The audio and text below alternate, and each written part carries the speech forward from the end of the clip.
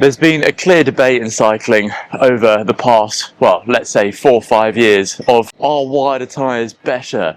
And, well, the answer of course is it depends. But in this video, I'm going to give you what I think is the optimal tyre width for me and my opinion. So without anything else, let's get started. This video isn't going to get too deep into the technical stuff. It's just going to be like an overrun of all the details. Let's start with road surface, because this is a very important part for tyre widths, really. And reason being, the worse the road, the better a wider tyre performs. Now, I live here in the United Kingdom, which has diabolical roads. They're absolutely shocking everywhere you go, and there's practically no respite. There's very, very few smooth roads in this country. In the UK, a wider tyre is definitely going to favour a better ride, and I think a faster ride here in the UK. As you get faster, the opposite becomes true. Bumpy English roads. The narrower the tyre becomes, the more aerodynamic it becomes. Well, of course, because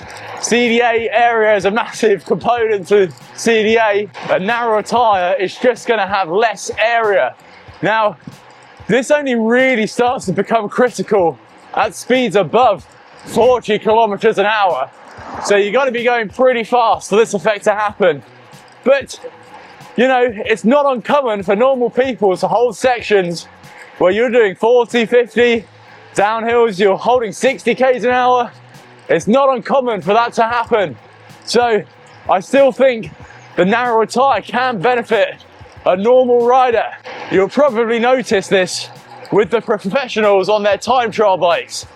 Filippo Ganna won't run more than a 25 wide tyre on his front wheel, just because of aerodynamics. I think one thing that needs to be said is that you can run a wider tyre on the back than you can on the front with very little or zero aerodynamic penalty depending on the width. Reason being, the air is already messy as it's reached its way to the back of the bike there and has very little impact, whereas the tyre is one of the first thing hitting the wind, so the width does matter on the front.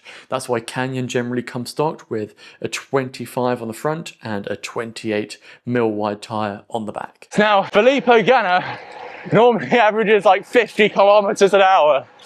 Me, the best I normally do is from 40 to 46 k's an hour, but even then, a slightly narrower tyre will be faster, even on the UK roads. And then there's the final part of the conversation, which is going to be wheel width. If a tyre is way wider than the wheel can't be used as an aerodynamic fairing as well. But effectively, the rule we're looking for is the rule of 105.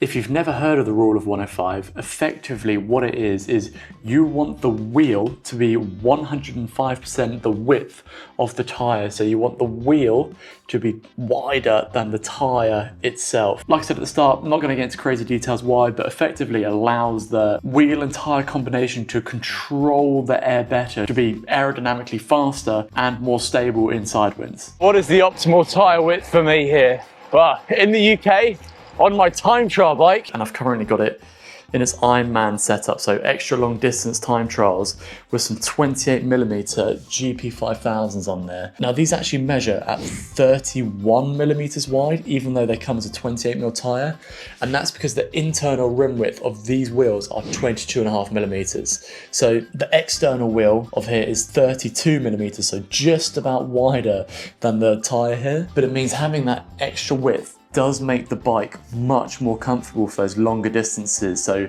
generally, if you're doing longer cycles, I would probably go for a wider tyre. Now that I'm going back to much shorter distance stuff, this 31mm front tyre is now definitely too wide for what I'm looking for. It was fine for the Ironman when you're averaging speeds of like 35 k's an hour and you need that extra comfort for that distance, but now I'm going to be doing 10 and 25 mile time trials on this and I need a narrower front tyre. So annoyingly, yes, you've got to think about which brand you buy as well. So the GP5000s there, they usually expand on a wider internal rim width. They kind of stretch to a wider rim. The Vittorias here, so these are a 28mm Vittoria Corsa Pro and they will stay at 28mm.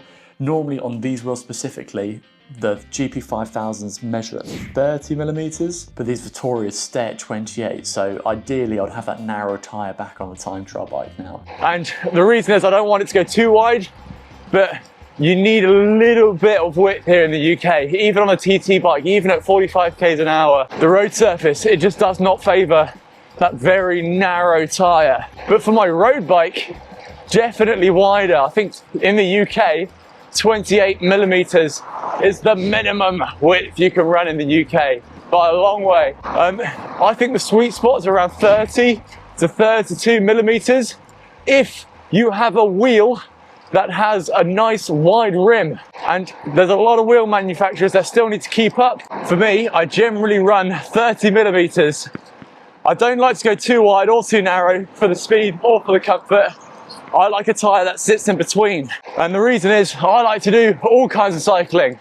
I'm out for a long cycle with my partner at the moment. We're going a bit easier. We're just relaxing today, kind of zone 2 all the way. But there are other times when I go out with mates and you do a 70k loop and you can average 37 to 38 kilometers an hour. Well, for that, you definitely need something slightly narrower. So for me, in the UK, 30 mil is about the sweet spot. Then again, if you're in the UK and you're not doing those fast rides all the time and you don't need the speed, you could probably go wider, up to a 32 mil tyre. But this brings me on to maximum tyre width. Honestly, I've ridden a 34 mil tyre once in my life, and I think by that point, it's starting to get a little bit too wide for me. The handling starts to feel a little bit slow, the tyres start to feel a bit heavy.